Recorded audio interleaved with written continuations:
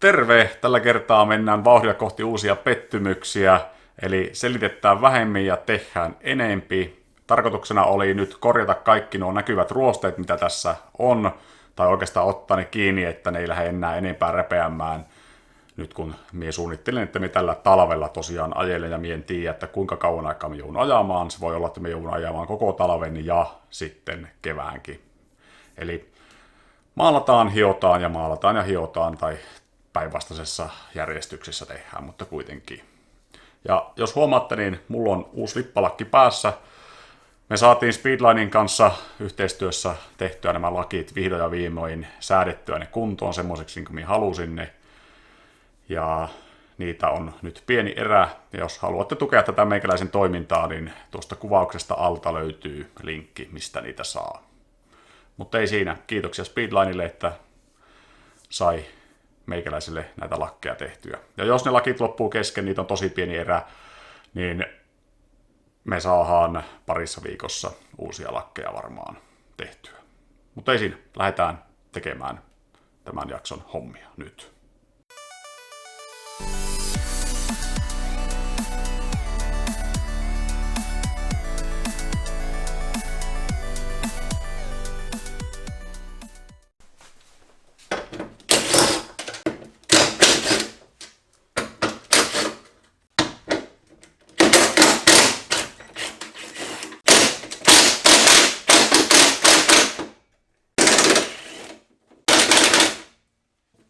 Sama homma.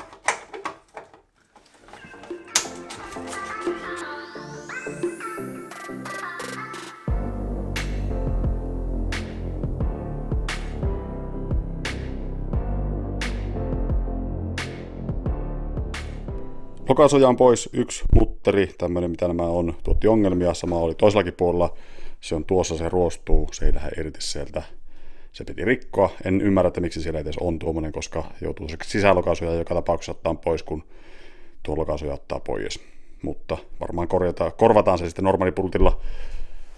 Sitten tämä oli täältä ruosteessa, ja tuolta ruosteessa ne käy nyt nuo ajamassa rälläkällä, kuppilaikalla ja sen jälkeen ne hapotetaan tuonne fosforihappo tai laitetaan sinne rillumaan.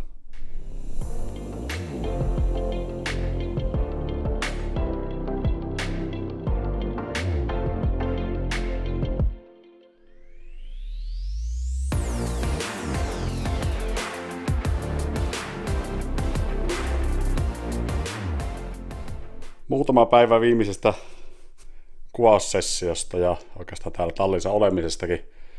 Mie sain nyt laitettua, tai olen laittanut noissa on ollut kerran jo deoxkeelit, ne kerkes kuivaa, sitä ei kannata antaa hirveästi kuivaa, mutta mie sain nyt ne pois tuosta ja panin uudet keelit ja nuo on nyt tuolla fosforihapossa molemmat vielä kertaalleen. Tuo toinen puoli tuolla, tuo osuus on kans vielä deoxkeelissä, se on nyt 2 kertaa ollut jo siellä, mulla on 1 kerran se kuivanut ja nyt se pitää antaa vielä olla, että se lähtee se ylimääräinen kaikki mahdollinen pintaruoste sitä nyt pois ja sen jälkeen tämä alkaisi olemaan tässä, eli minä nyt alan siivoamaan, täällä on hirveästi tätä pölyä, kun minä hioin noita tuolla laikalla, niin täytyy yrittää saada tätä lattialta tämä pois, kun se pitää alkaa veden kanssa nyt seuraavaksi läträämään, kun noita pitää alkaa pesemään. Nuo minä pesen ulkona, mutta esimerkiksi nuo systeemithän pitää pessä täällä. Ei tätä autoa vaikuta sen takia lähteä tuonne ulos viemään.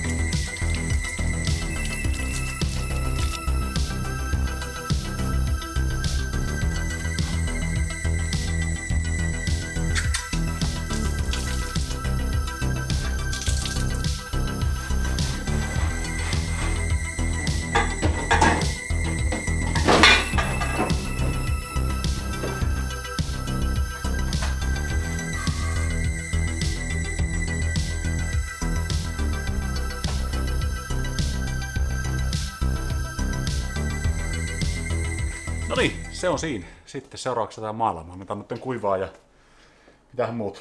Ei muuta. Kuivataan ja sen jälkeen aletaan maalaamaan.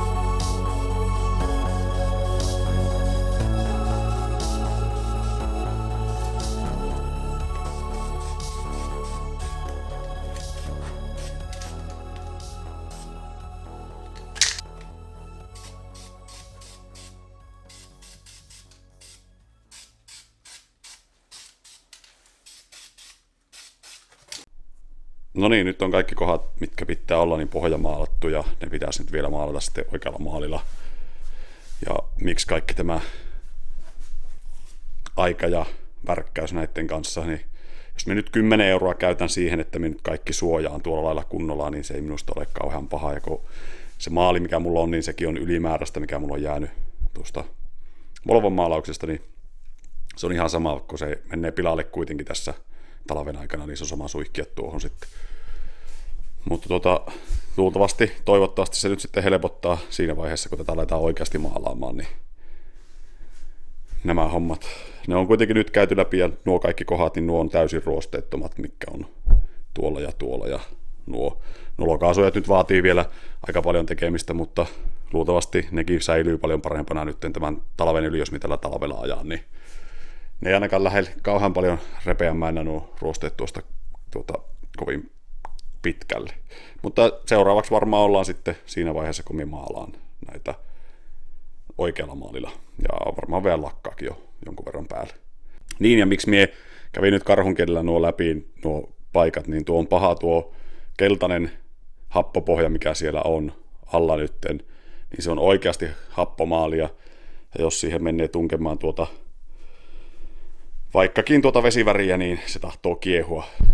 Kokemusta siitä on. Mutta ei siinä.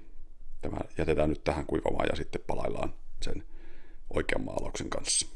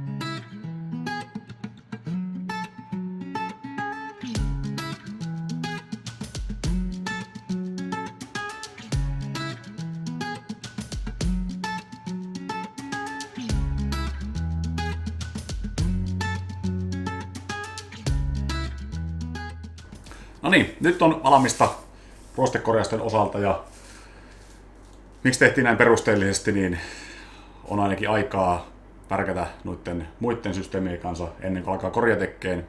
Jos jättää perkele pohjamaalille, niin se pohjamaali tahtoo päästä kosteuden läpi ja se alkaa ruostumaan sitten tuolta melkein yhtä lailla kuin se olisi pellillä. Mutta nytpä on aikaa tässä sitten suunnitella, että koska tätä korjaa alkaa oikeasti laittaa.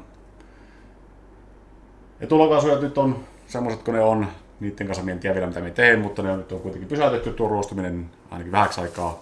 Takakaaret ei varmaan ruostu enää.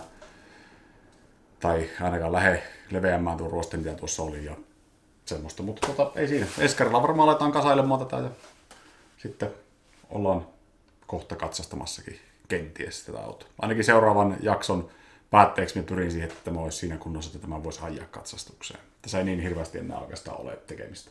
Jarrut käy läpi, takavaloja me on laittanutkin jo ja oikeastaan laittaa kaikki paikalleen, niin sen jälkeen pystyy ajan katsastukseen. Ja tosiaan lippiksiä on nyt saatavilla ja niitä saapii osoitteesta logoverkkaritalli.com. Jos te haluatte meikäläisen toimintaa tässä auttaa, niin käykää tilailemassa niitä. Niistä jää pieni osa meikäläiselle niistä lippiksistä. Ja kiitoksia Speedlinelle niiden tekemisestä. Uusia saadaan, jos loppuu kesken, niin pari viikon toimitusajalla. Mutta ei siinä. Tältä kertaa sanotaan morjens.